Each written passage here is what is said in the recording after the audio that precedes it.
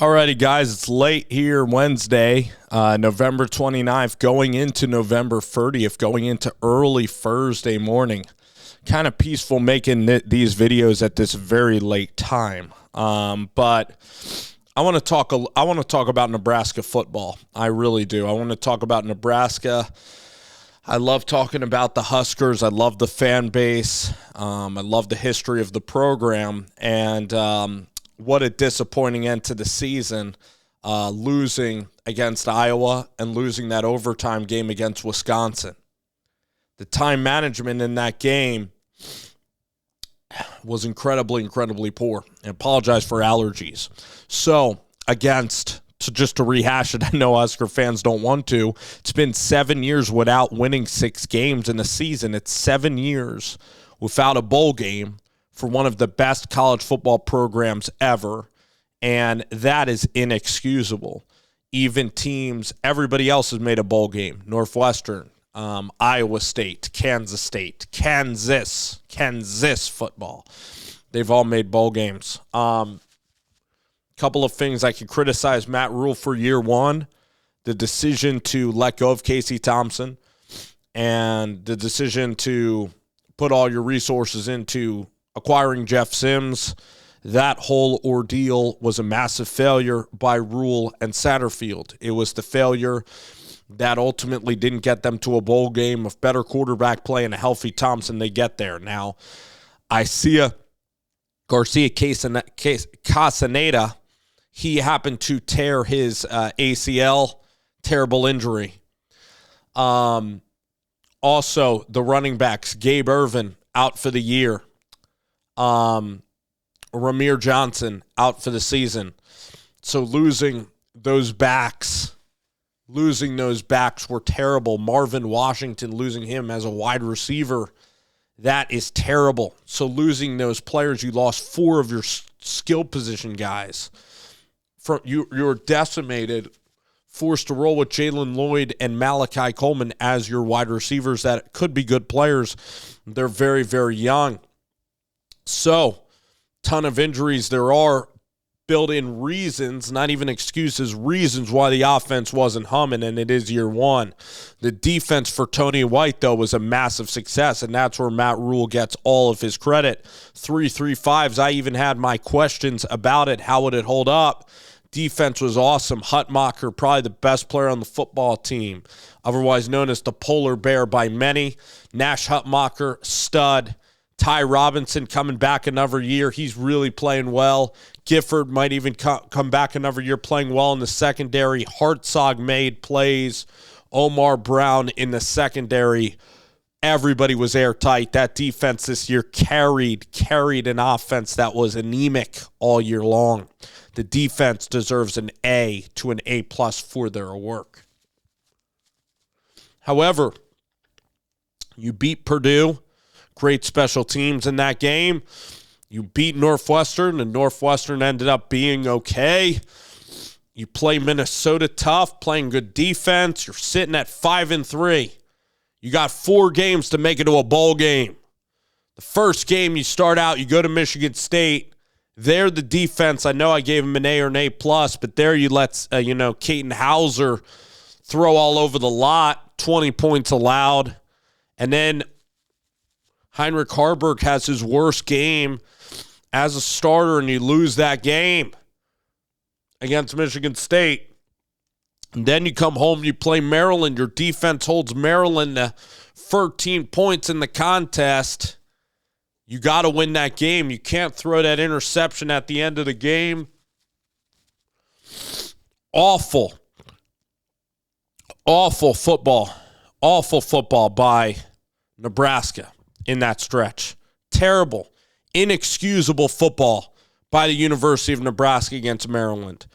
Going to Wisconsin and winning that game on the road, that's tougher. To go to Camp Randall at night, NBC prime time, you're starting Chuba for the first time.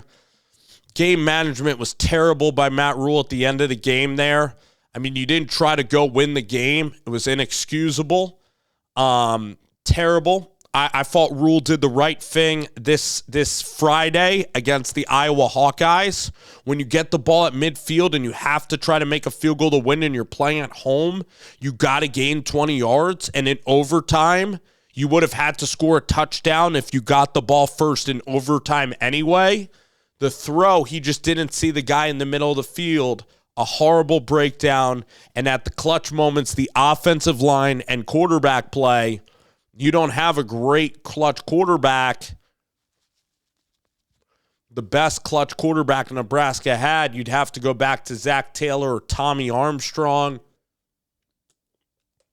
You know, one of these guys that in the big moments you're able to drive down the field. Nebraska hasn't had like an elite wide receiver since maybe Jordan Westerkamp, Kenny Bell, like Pearson, like the guys that played on the Bo Pelini teams. Stanley Morgan, like these are like the best receivers that Nebraska's had in 10 years. They're all like guys from Tommy Armstrong and Bo Pelini days. All right? And the opening of the Mike Riley days. Frost couldn't get a wide receiver there. Thomas Fedoni was hurt this year. He wasn't much of a factor. The thing was, losing to Iowa when your defense, that interception will haunt Nebraska. That's a terrible interception. That's classic Nebraska.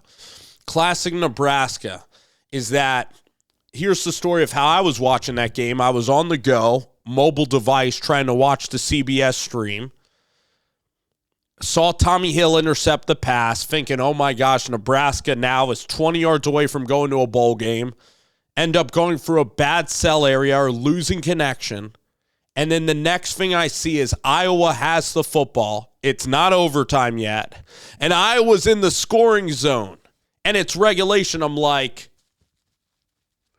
am I living in an alternate reality? Or is this just Husker football? How in the heck did Iowa even beat Nebraska 2 years ago when it was that it was the game where Martinez was out, so it was Logan Smothers, and Nebraska's up like 26-9, and Iowa pulls some voodoo of blocking a field goal, and Iowa returns a punt.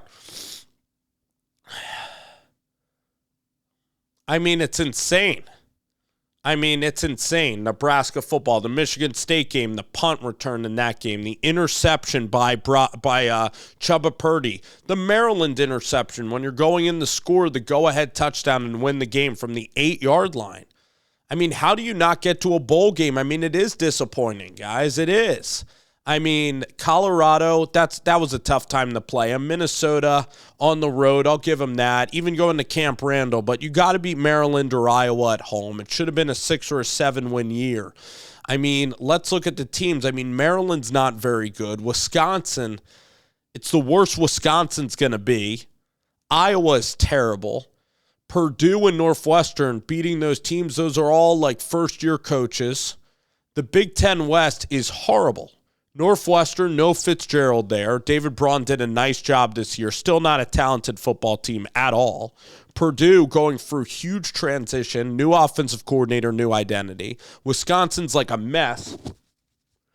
New offensive coordinator, new identity. Going to take Luke Fickell about 3 years to get it to like 8 or 9 wins probably.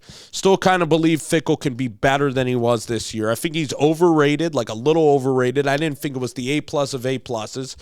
Thought it was a B+ hire. Won at Cincinnati.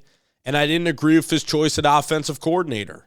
And Wisconsin this year did not look that great, but it's year one, and he could still be really elite. And I'm not going to overreact to Luke Fickell. I'm not going to overreact to Rhule. Like, I thought both of those guys didn't have, like, great first year. Rhule had an all-right first year.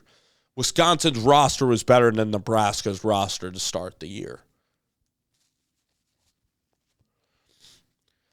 Rhule can develop, and it's looking like Tony White might have a chance to come back. I mean, he was a coaching candidate. He is a stud. You know, if I am a San Diego State AD, that was the guy that I really wanted to try to get, and maybe he didn't want the job. Sean Lewis ends up getting that gig. And guys, I mean, let's talk about the biggest news with Nebraska football. Let's talk about the future of Nebraska. That's Daniel Kaelin recruiting a friend from nearby Iowa in Grant Brix. And Grant Brix rated a 91 offensive lineman, about 6'4", like 6'5", 300 pounds, really nimble offensive tackle, one of the best tackle recruits Nebraska has gotten in a very, very long time, a 4-star guy. He even visited Alabama late in the process. Kansas State, which really develops O-linemen, they had a great rapport. It was going to be hard to beat out the Wildcats for this. What a recruiting win for Matt Rhule. These are big-time recruiting wins, I think, at Nebraska. Getting Grant Brix was awesome. Retaining Tony White, those are big-time offseason victories. Those are big-time victories. Getting Ty Robinson to come back, these are big-time victories. And now going forward, there's so many options in the transfer portal at quarterback. It's going to be a lot of fun.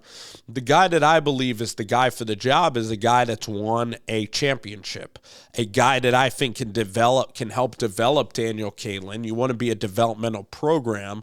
I think Will Howard's the guy. I mean, Downingtown, Pennsylvania, Will Howard. Will Howard was at Kansas State. Will Howard was the guy that was splitting reps with Adrian last year. Ironically, it would be the opposite transaction of Adrian going to Manhattan as Will Howard going from Manhattan to Lincoln. So it would be a different variety in terms of that transaction. But Will Howard has led a conference champion. He beat TCU. He was great at Kansas State, especially last year. This year, he was also solid. I believe like 8 or 9 win football team are the Kansas State Wildcats. So I think that Will Howard has won big games. You could get to a bowl game with him. He is a pocket passer. He has been in a system with Colin Klein as an offensive coordinator. He's a guy that I believe can also be around Daniel Kaelin. They are similar in that they mostly win from the pocket and they are big 6'4" quarterbacks. I think that is a perfect guy that Daniel Kaelin can learn from. And then you could sprinkle in Kaelin a little bit. I know that he's not a running quarterback, but try to sprinkle him in at the end of games, just like Sean Clifford and Drew Aller, and then try to get Kaelin ready to roll in about 2 years, because Grant Brix is a good friend of Kaelin, and Kaelin's 6'4", has a big arm, can make throws. He can play in the Big Ten Conference and can be successful because he has the physical traits to do it. I believe that you got to invest in Kaelin long term. But also get you a quarterback that could be competitive this year. That's a Will Howard. There's other guys that are really talented out there. Malik Murphy's going to be out there. Tyler Van Dyke's going to be out there. It is going to be just a really interesting transfer portal season. I appreciate you guys listening. A big-time commitment there in Grant Brix. Congrats to Nebraska fans. Here we go. Let's see what the offseason has in store for Matt Rhule and the Huskers.